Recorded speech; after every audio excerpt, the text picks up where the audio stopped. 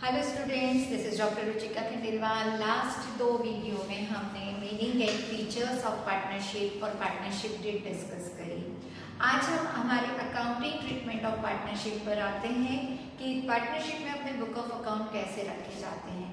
Last year आपने sole proprietorship में final account पढ़े थे, जिसमें trading, profit and loss account और बैलेंस शीट हम बनाते थे।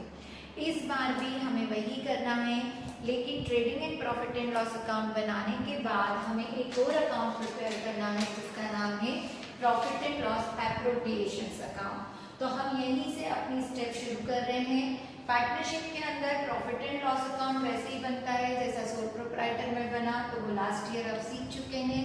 तो आप ये मान लें कि यहाँ profit and loss account already बन चुका है और अब आपको अपना क्वेश्चन, अपना प्रॉब्लम स्टार्ट करना है profit and loss appropriation account से। तो पहले तो ये जान ले प्रॉफिट एंड लॉस एप्रोप्रिएशन क्या होता है। Profit and loss appropriation account is mention the appropriation of profit, यानी जो भी फर्म का प्रॉफिट हुआ वो किस वे में एप्रोप्रिएट हो रहा है, किस वे में डिवाइड हो रहा है, वो ये बताता है।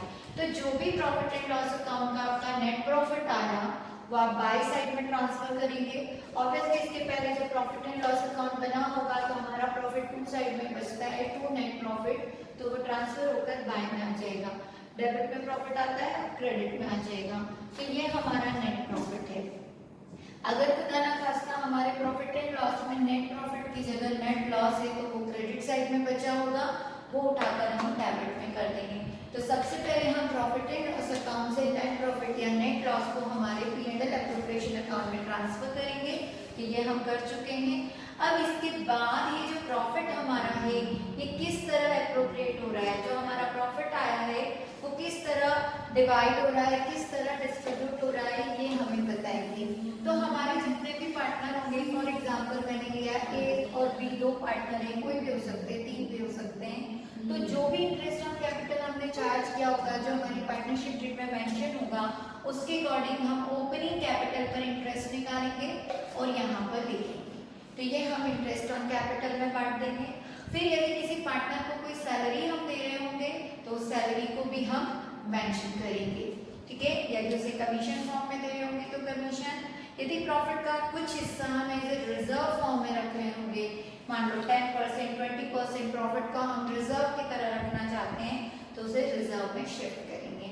तो P&L एप्रोप्रिएशन के डेबिट में आएगा interest on capital, partner salary, partner commission और रिजर्व। यानी पार्टनर्स को जो भी प्रॉफिट में कैपिटल के फॉर्म में, सैलरी के फॉर्म में और कमीशन के फॉर्म में दिया जा रहा है, वो सब चीजें हम यहाँ मेंशन कर देंगे। जो रिजर्व में कन्वर्ट किया जा रहा है वो।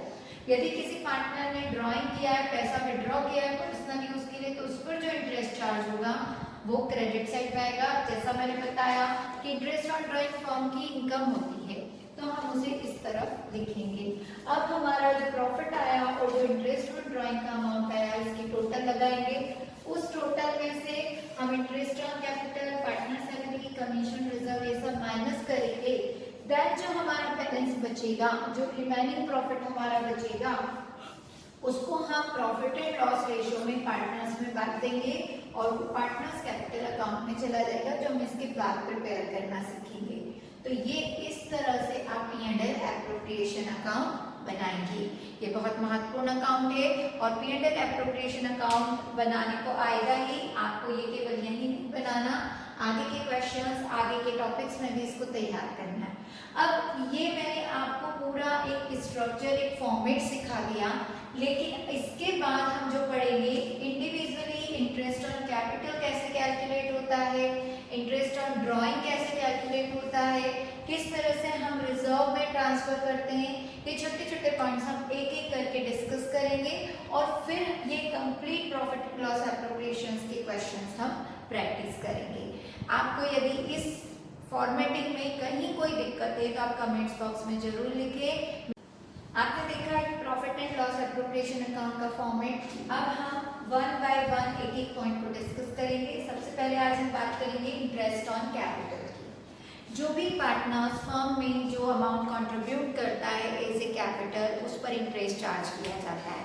जैसा कि आपको मैंने बताया था कि इंटरेस्ट रेट क्या होगी, ये पार्टनरशिप डेट में मेंशन होती है। यदि आपने पार्टनरशिप डीड बनाई है और उसमें इंटरेस्ट रेट मेंशन की है तो आप अपनी कैपिटल का उतना रेट ऑफ इंटरेस्ट निकाल लेंगे। आप फॉर्मूला लगाएंगे opening capital into rate upon 100 और जो भी इंटरेस्ट अमाउंट आएगा उसको आप प्रॉफिट एंड लॉस एप्रोप्रिएशन में चार्ज करेंगे। तो इंटरेस्ट निकालना बहुत कठिन नहीं है, बस ध्यान ये रखना है कि ये ऑलवेज ओपनिंग कैपिटल पर निकलेगा, कभी भी क्लोजिंग पर नहीं निकलता। तो ओपनिंग कैपिटल आपको गिवन होगी उसी पर निकालना है। अगर ओपनिंग कैपिटल गिवन नहीं है तो पहले हम ओपनिंग कैपिटल निकालेंगे और देन उस पर इंटरेस्ट ऑन कैपिटल चार्ज करेंगे। अब P&L एप्रोप्रिएशन में इंटरेस्ट ऑन कैपिटल चार्ज करने के लिए कुछ बातें आपको ध्यान रखनी है। नंबर 1, अगर आपने पार्टनरशिप डीड में मेंशन नहीं किया है, when partnership deed does not exist, आपने पार्टनरशिप डीड नहीं बनाई है, तो मैंने आपको बताया था in the absence of partnership deed interest on capital not allowed, आप इंटरेस्ट ऑन कैपिटल चार्ज नहीं करेंगे।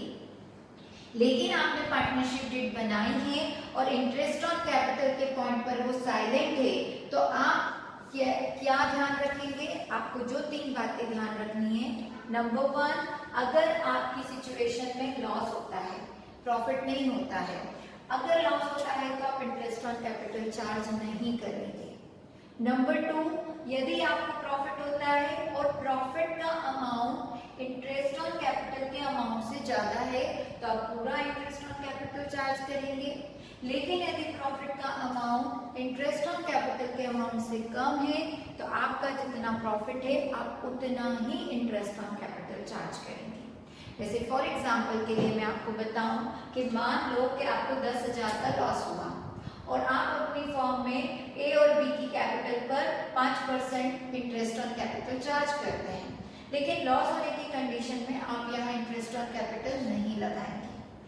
फॉर एग्जाम्पल मान लो कि आपको प्रॉफिट हुआ 10,000 का, क्लियर, और हमारा इंटरेस्ट ऑन कैपिटल का अमाउंट आ रहा है 8,000, तो कोई दिक्कत नहीं, आप पूरे 8,000 लगाएंगे। लेकिन यदि आपको प्रॉफिट हुआ 10,000 का और आपका इंटरेस्ट ऑन कैपिटल का टोटल अमाउंट आ रहा है 12,000, तो ये उससे ज्यादा आ रहा है, तो आप केवल 10,000 तक कैपिटल के प्रोपोर्शनेट में इंटरेस्ट ऑन कैपिटल को लेकर यहाँ पर या प्रॉफिट के प्रोपोर्शनेट में भी ले सकते हैं जैसा हमें मेंशन किया गया है। उसके आधार पर हम केवल 10,000 तक ही इंटरेस्ट ऑन कैपिटल चार्ज करेंगे। तो आप चीजें ध्यान रखिए। और यदि पार्टनरशिप डीड में इंटरेस्ट रेट प्रोवाइड हो और ये कहा गया है कि whether allowed profit and loss, profit हो या लॉस उससे मतलब नहीं, आपको चार्ज करना है, तो आपको इस बात से कोई मीनिंग नहीं होगा, आप पूरा का पूरा इंटरेस्ट ऑन कैपिटल चार्ज करेंगे। तो ये सारी बातें आपको इंटरेस्ट ऑन कैपिटल के लिए याद रखनी है।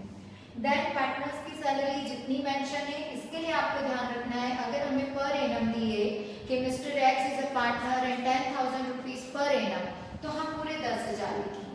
लेकिन अगर हमें लिखा है कि mister X is a partner and 5,000 rupees per month salary दी है, तो पर मंथ को हम पर एनम में कन्वर्ट करेंगे, 12 में मल्टीप्लाई करेंगे, देन हम बाहर लिखेंगे। कमीशन के बारे में, अगर कमीशन मुझे डायरेक्ट दिया है तो मैं पैसा का वैसा लिखूंगी, लेकिन लिखा है कि 10% commission is charge on sale और अमाउंट दिया है, तो जो भी अमाउंट, जो भी टर्नओवर दिया उसका 10% निकाल कर मैं यहाँ कमीशन चार्ज करूंगी। देन रिजर्व, रिजर्व के लिए भी आपको कई बार पूरा अमाउंट सीधे दिया होता है तो आप एज इट इज लिख देते हैं कि 10,000 रुपीज ट्रांसफर टू रिजर्व, तो आप ऐसा लिख देंगे। कई बार लिखा रहता है 10% of profit transfer to general reserve, तो हमारा जो भी नेट प्रॉफिट होगा उसका 10% हम निकाल कर रिजर्व में चार्ज करेंगे। तो ये बातें आपने ध्यान दी। अब आता है interest on drawing. Interest on drawing का कैलकुलेशन अलग अलग मेथड से सिखाया गया है, तो इसको मैं आपके आगे की सीरीज में लूंगी क्योंकि एक बड़ा टॉपिक है और बहुत इंपॉर्टेंट टॉपिक है। इंटरेस्ट ऑन ड्राइंग के कैलकुलेशंस पर काफी सारे क्वेश्चंस बनते हैं, तो आई होप आपको इतना मैंने जो बताया वो अच्छे से क्लियर हुआ होगा। Profit and loss appropriation account बनाते समय इन सब बातों का आपको ध्यान रखना है। और अगले वीडियो में मैं इंटरेस्ट ऑन ड्राइंग का कैलकुलेशन सिखाऊंगी। यदि अभी तक किसी भी प्रकार का कोई डाउट हो तो आप कमेंट्स बॉक्स में जरूर लिखें। आपको मेरे वीडियो कैसे लग रहे हैं और कंटिन्यू आप मेरे वीडियोस को देखते रहें जिससे आपका रिवीजन होता रहेगा। Thank you.